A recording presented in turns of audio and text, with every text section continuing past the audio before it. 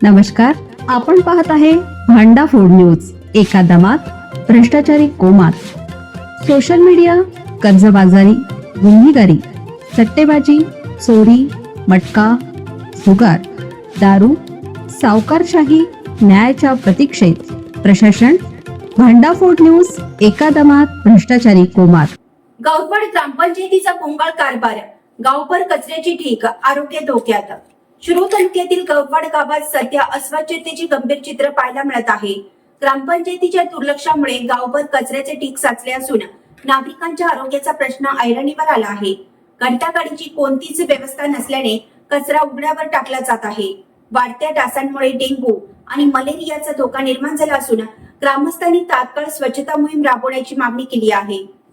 गौरवाड गावात ठिकठिकाणी कचऱ्याचे ढीग साचलेले दिसत आहेत. रस्त्याच्या कडेला आणि वस्ती भागात पडलेल्या कचऱ्यामुळे दुर्गंधी पसरली आहे.